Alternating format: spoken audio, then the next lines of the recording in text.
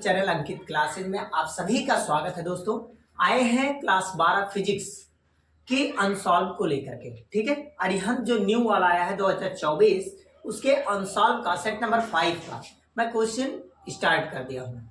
आज पार्ट 1 आपका चलेगा जिसमें 1 नंबर के आने वाले क्वेश्चन, सभी क्वेश्चनों का सोल्यूशन आपको देंगे, ठीक है। सेट नंबर 5 क्वेश्चन क्या है? क्वेश्चन इस प्रकार से आपको दिया गया है।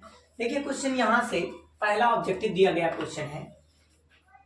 पहला क्वेश्चन है कि एक इलेक्ट्रॉन जिस पर आवेश Q है, द्रव्यमान M है, एक समान विद्युत क्षेत्र E में गतिमान है। मतलब एक विद्युत क्षेत्र है, ये देखिए ये विद्युत क्षेत्र है और इस विद्युत क्षेत्र को किससे लिखते हैं? E से। और हमारे पास एक इलेक्ट्रॉन है और ये इलेक्ट्रॉन इसमें क्या है? गतिमान है।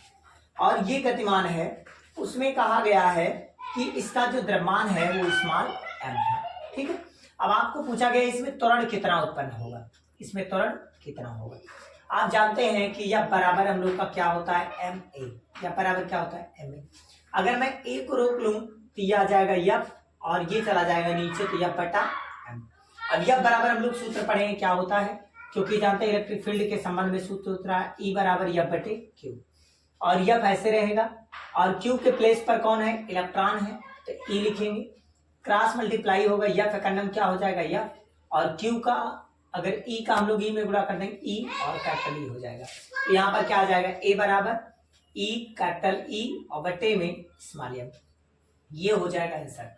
तो ऑप्शन नंबर जो राइट है वो आपका राइट है बी ऑप्शन, E बटे स्मॉल m। चाहे आप ऐसे लिखिए या फिर आप ऐसे भी लिख सकते हैं, capital E small e by में स्मॉल m। क्लियर? दोनों में से कोई भी ऑप्शन आप लगा सकते हैं। नेक्स्ट क्वेश्चन आते हैं क्वेश्चन नंबर 2।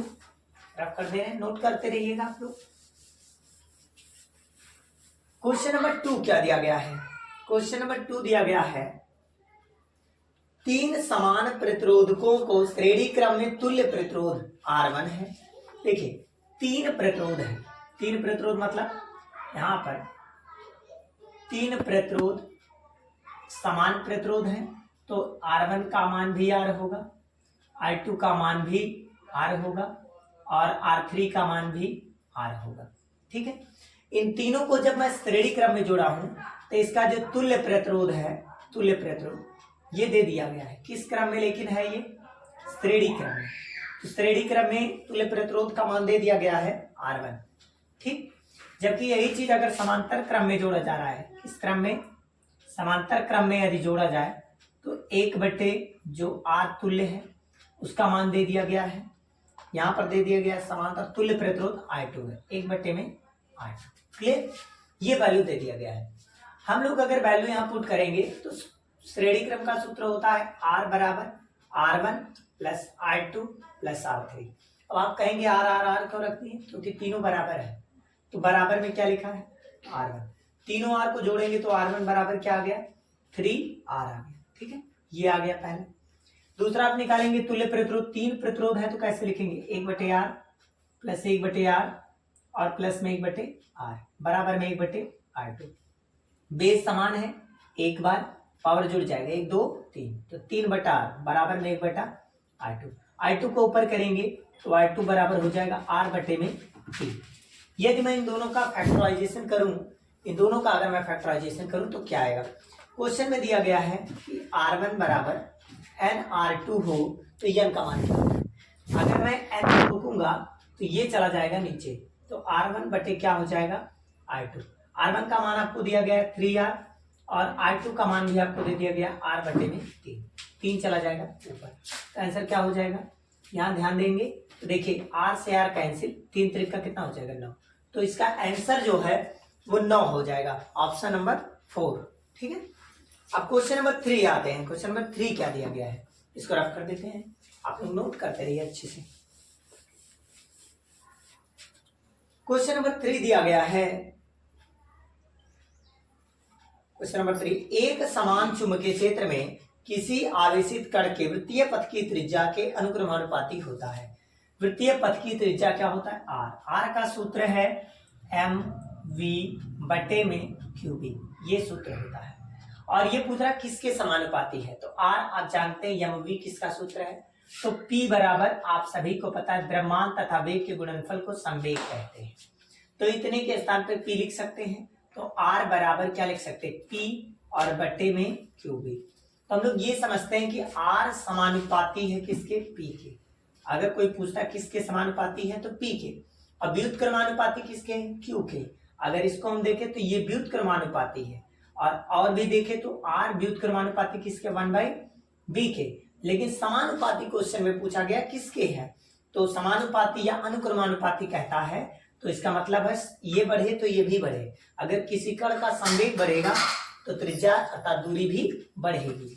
अर्थात तात्पर्य क्या हुआ कि कण के संवेग पर, किस पर निर्भर करेगा, कण के संवेग के। ये ऑप्शन आपका राइट हो जाएगा। ठीक है, कण के संवेग के, ऑप्शन नंबर 2। ऑप्शन में आते हैं, ग नंबर क्लियर हो गया। अब घ नंबर पे आते हैं जो कट गया है, लेकिन फिर भी हम करवा देते हैं। ठीक है, ध्यान दीजिएगा, इसको रफ कर दे रहे, नोट करते रहिए।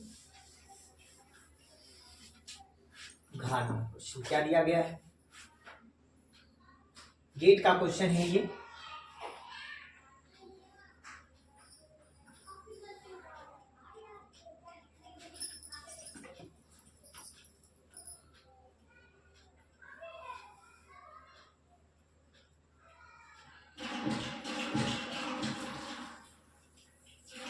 ये क्वेश्चन है, यहाँ दिया गया C, यहाँ निर्गत जो दिया गया वो दिया गया Y। क्लियर। अब देखिएगा ये कौन सा गेट है, तो आप कहेंगे ये R गेट है। ये कौन सा गेट है, तो आप कहेंगे ये AND गेट है। क्लियर। इसमें 2 इनपुट है, ये जो इनपुट आ रहे हैं, हम लोग पहले इसका बूलियन व्यंजक देखते हैं। इसका बूलियन व्यंजक क्या है, तो A and B is equal to Y, ये इसका बूलियन व्यंजक है। तो B के प्लेस पर कौन लिखा गया, B के प्लेस पर देखिए C लिखा गया है, तो हम लोग यहां लिखेंगे C। क्लियर, डॉट लगाएंगे। A के प्लेस पर कौन है, A और B है, तो क्या लिखेंगे A और क्या, और गेट का सिंबल क्या होता है, प्लस, तो A और B। ठीक, A और B डॉट में C। हम लोग इस तरह के क्वेश्चन को कैसे सॉल्व करेंगे, तो इसका मतलब ये हो गया कि A प्लस B की वैल्यू जो होगी, ये इसमें अगर मैं ये 0 करता हूं, ये 0 करता हूं, तो अगर ये टर्म 0 हो जाएगा तो ये भी 0 हो जाएगा, अर्थात ये 0 आ जाएगा। लेकिन मुझे जो निर्गत चाहिए वो क्वेश्चन में बता दिया गया है कि निर्गत 1 चाहिए, मतलब जो आउटपुट मिलना चाहिए वो 1 मिलना चाहिए। आउटपुट कब 1 मिलेगा, जब मैं इसकी वैल्यू 1 लेकर चलूंगा। इसकी वैल्यू आपकी 1 होनी चाहिए, और प्लस इसमें से किसी भी एक की वैल्यू 1 हो जानी चाहिए। तो देखिए कौन सा ऑप्शन ऐसा है जिसमें C 1 है, तो C की वैल्यू 1 आपको केवल एक ही ऑप्शन में मिला है, थर्ड ऑप्शन में। तो जिसमें A का वैल्यू 1 है, B की वैल्यू 0 है, इसकी वैल्यू 1 है, यही ऑप्शन आपका राइट हो जाएगा, जिसमें A बराबर आपका 1 आ जाए, B इज इक्वल टू 0 आ जाए, और C की वैल्यू 1 आ जाए। यही ऑप्शन क्या हो जाएगा, राइट हो जाएगा। क्लियर। नेक्स्ट क्वेश्चन है, क्वेश्चन आपका घ कंप्लीट हो गया। ठीक है, इस प्रकार से क्वेश्चन छांट लेते हैं बूलियन व्यंजक के आधार पर। नेक्स्ट क्वेश्चन क्या है, नेक्स्ट क्वेश्चन दिया गया है पहले का नंबर, दी गई नाभिकीय ऊर्जा में यक्स क्या है, यक्स का नाम क्या है, यक्स का नाम क्या है, ध्यान दीजिएगा। यक्स का नाम पूछा गया है 7 यंग, यहां पर दिया गया 14 प्लस 0 N1 एरो 6C 14, फिर दिया गया प्लस x। पूछा जा रहा है यक्स के प्लेस पर क्या भरा जाए। ध्यान दीजिए, जब ऐसे क्वेश्चन आए तो नाभिकीय वाली कंडीशन पे लगेंगे, बैलेंस के आधार पर। देखिए ये दिया गया है 7 में अगर मैं 0 ऐड करूंगा तो 7 आएगा, मतलब परमाणु क्रमांक कितना आएगा, 7। यहाँ 6 है, तो इसके प्लेस पर बोलो क्या आना चाहिए, 1। तो नीचे 6 और 1 कितना हो जाएगा, 7। अब मुझे वो तत्व का नाम भी नहीं पता। अब एक किसका नाम है, हाइड्रोजन का, ये सबको पता है, इसका परमाणु क्रमांक 1 वो हाइड्रोजन है।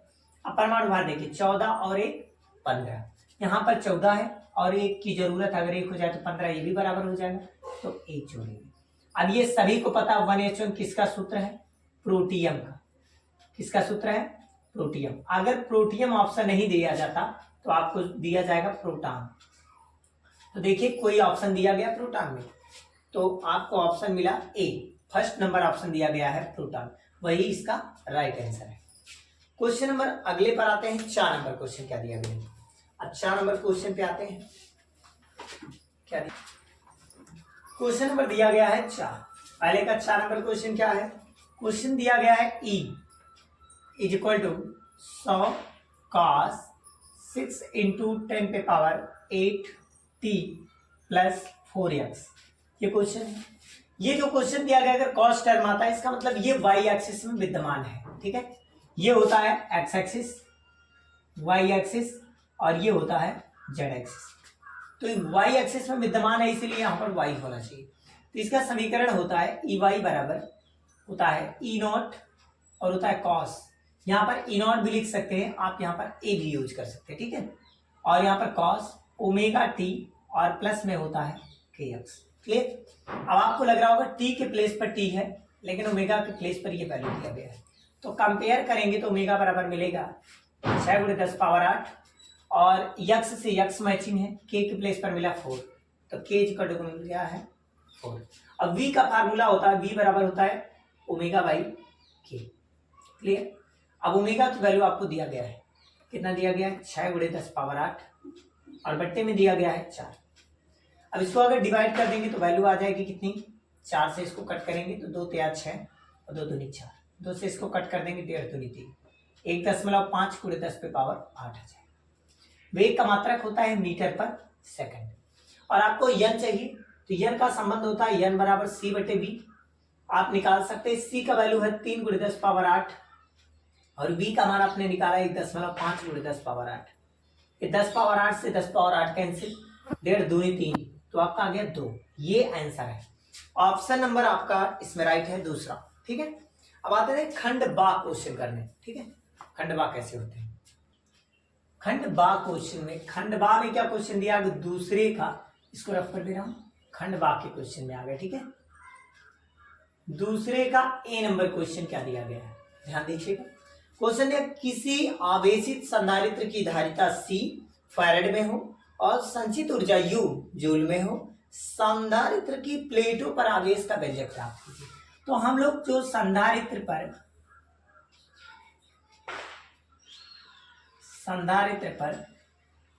जो स्थितिज ऊर्जा प्राप्त किया है वो क्या है। तो स्थितिज ऊर्जा का हमने फार्मूला सिद्ध किया है U बराबर हाफ CV²। क्या होता है U बराबर हाफ CV², ये फार्मूला सिद्ध किए हैं। हम लोग चाहे तो यहां से Q बराबर CV होता है, इसकी वैल्यू पुट करके वैल्यू निकाल सकते हैं। जहां C है संधारित्र की धारिता, यहां C क्या है संधारित्र की धारिता और V क्या है, V दोनों प्लेटों के सिरों के बीच विभवांतर, V क्या है दोनों प्लेटों के सिरों के बीच उत्पन्न विभवांतर। इस प्रकार से आपको लिख के छोड़ना है। ठीक है, बहुत बड़े नहीं लिखने हैं क्योंकि 1 नंबर में क्वेश्चन ये आया हुआ। ठीक है, रफ कर देते हैं इसको हम। 1 नंबर ही क्वेश्चन में बहुत लॉन्ग नहीं लिखने की आवश्यकता है। ठीक है, दूसरे का खा नंबर क्वेश्चन क्या है दिया गया, प्रकाश विद्युत प्रभाव क्या है। देखिए अगर क्वेश्चन में आता है कि प्रकाश विद्युत प्रभाव क्या है तो आप हेडिंग डाल दीजिएगा। इसको बोलते हैं इंग्लिश में फोटो इलेक्ट्रिक इफेक्ट। क्या बोलते हैं, फोटो इलेक्ट्रिक इफेक्ट।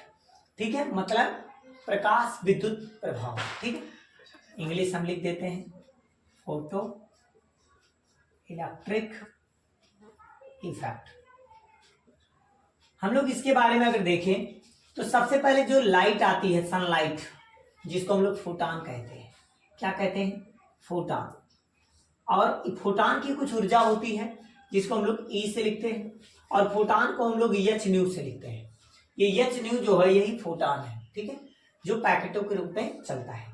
और यह फोटान जब किसी मेटल पर पड़ता है तो उस मेटल में इलेक्ट्रॉन उपस्थित होते हैं और वो इलेक्ट्रॉन वाइब्रेट करने लगते हैं और एक समय बाद वो इलेक्ट्रॉन निकल करके उच्च ऊर्जा स्तर में चले जाते हैं क्योंकि एनर्जी को एब्जॉर्ब कर लेते हैं, अवशोषित कर लेते हैं और उच्च ऊर्जा स्तर में चले जाते हैं क्योंकि उसके अंदर काइनेटिक एनर्जी बढ़ जाती है।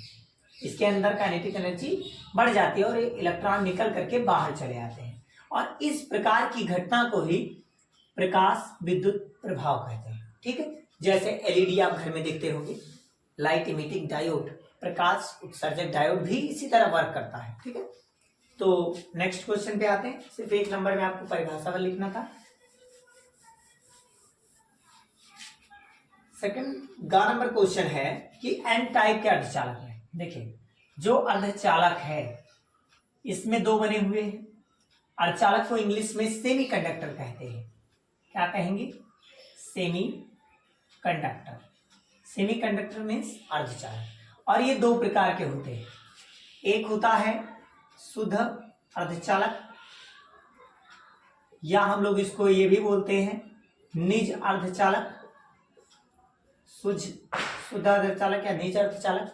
दूसरा होता है जिसको हम लोग कहते हैं अशुद्ध अर्धचालक, या फिर हम लोग इसको क्या कह सकते हैं? अपद्रव्य अर्धचालक भी कह सकते हैं, या बाह्य अर्धचालक भी बोलते हैं, ठीक।